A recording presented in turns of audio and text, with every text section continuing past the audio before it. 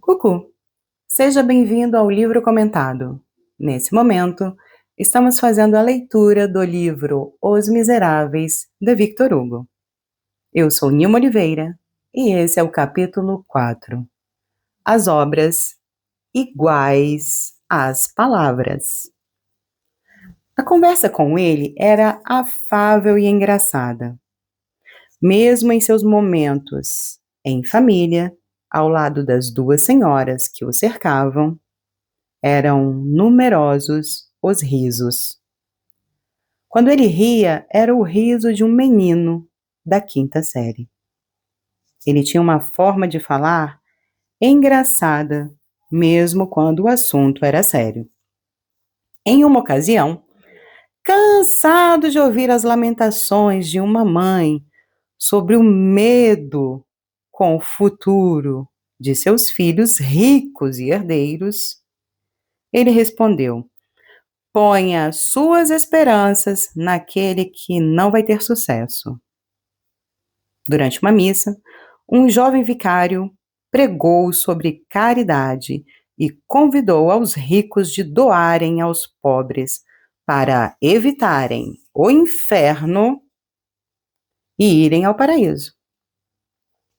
O bispo percebeu então que um rico comerciante que nunca tinha doado um só centavo em toda a sua vida passou todos os domingos a dar uma esmola irrisória aos pobres.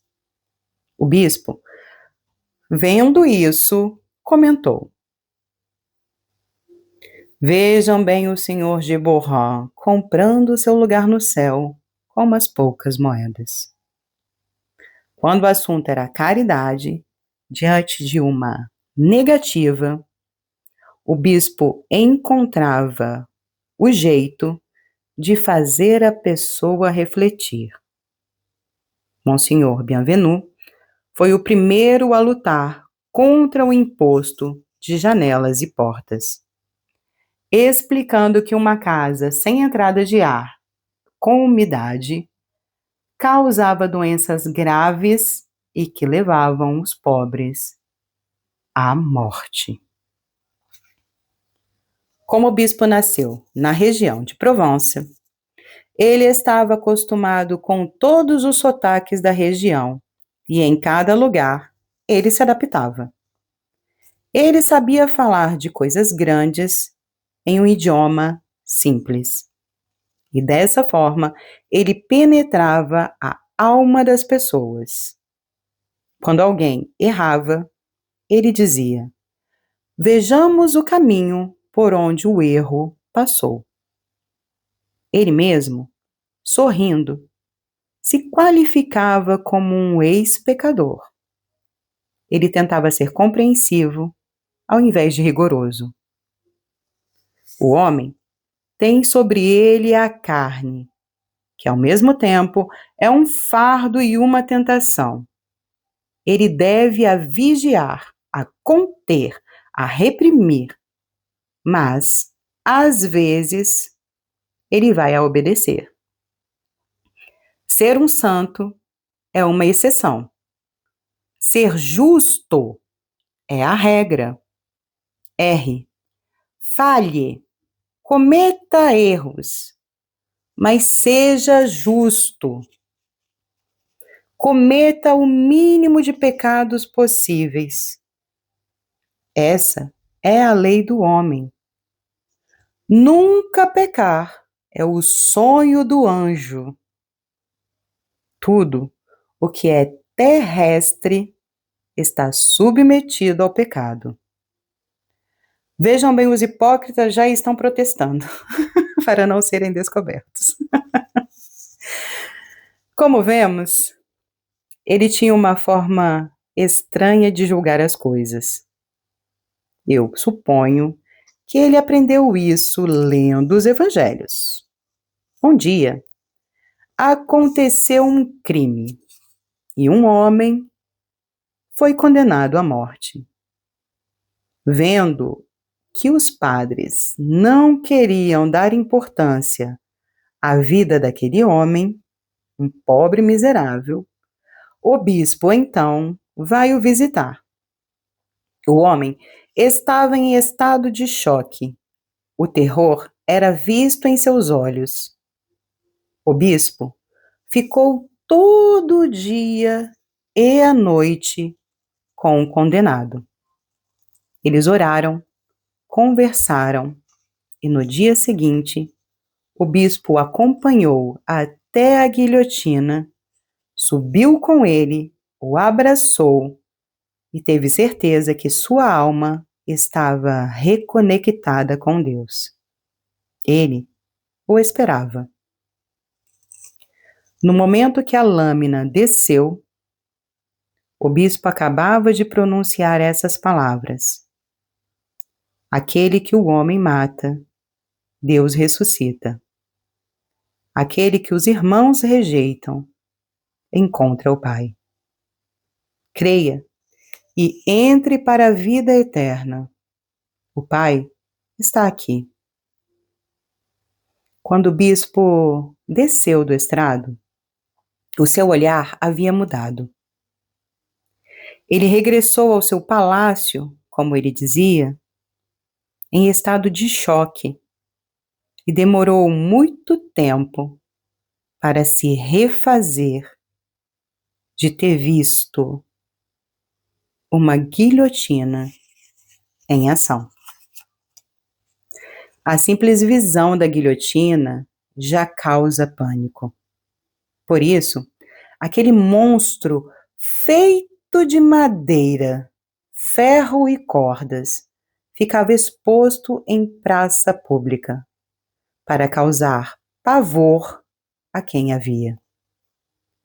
Mas a experiência de ver a lâmina descer e o impacto daquela morte violenta o deixou vários dias cabisbaixo. O fantasma da justiça social o perturbava. Ele falava sozinho, discutia e gaguejava com ele mesmo. Uma noite, Mademoiselle Battistini o escutou dizer: É muito monstruoso isso. A morte só pertence a Deus. Com que direito esses homens podem usar uma coisa daquela? A partir desse momento, o bispo evitou passar na praça de execuções. Para tudo, o bispo estava sempre disponível, sobretudo para os doentes, para os enlutados.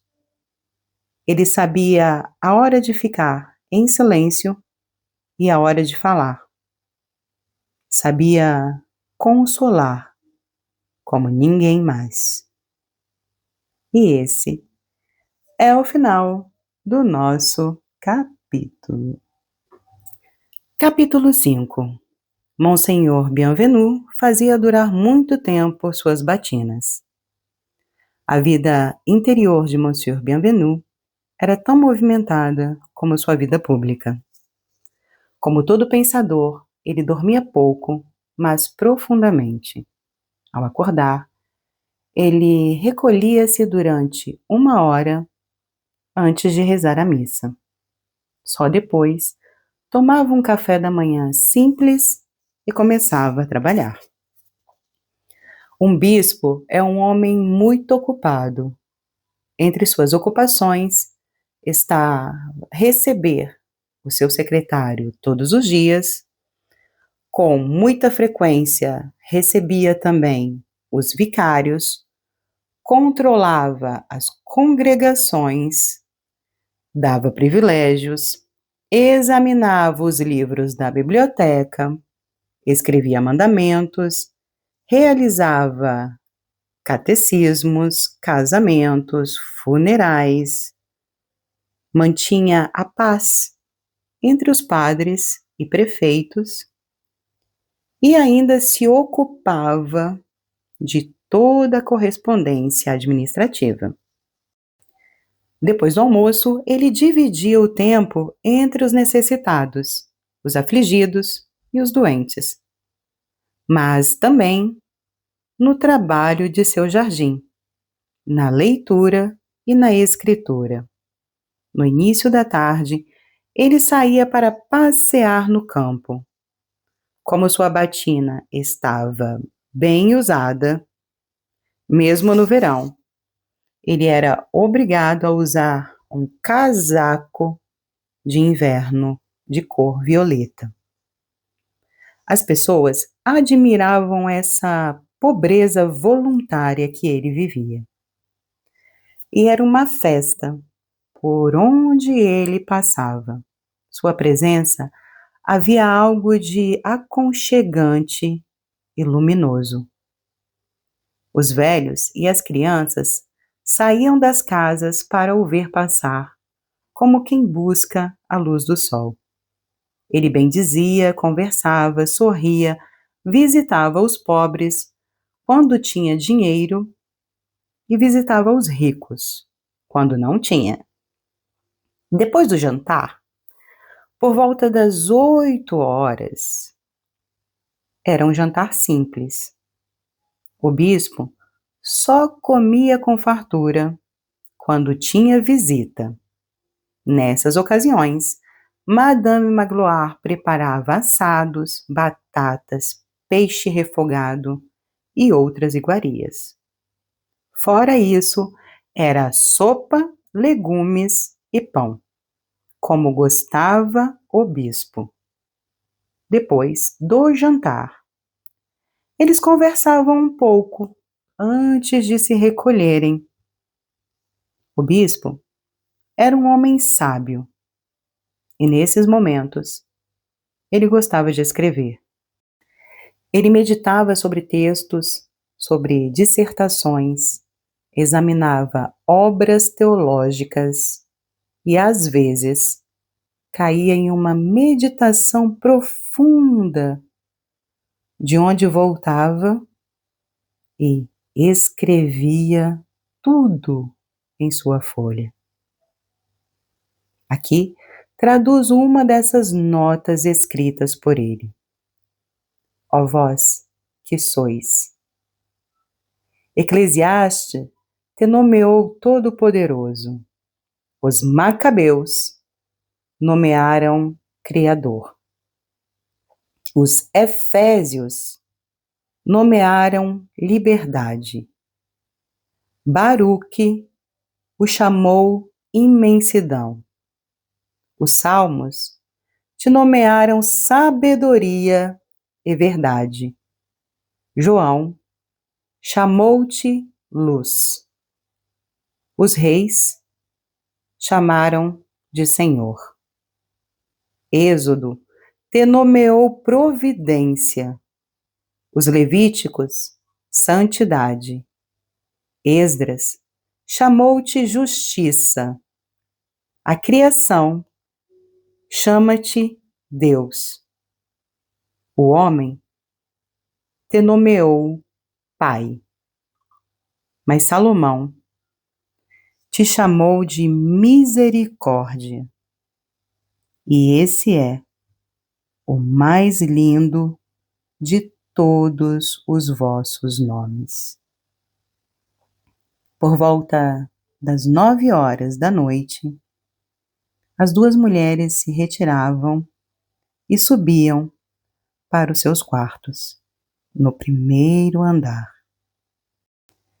E até o amanhecer, o bispo ficava sozinho no primeiro andar.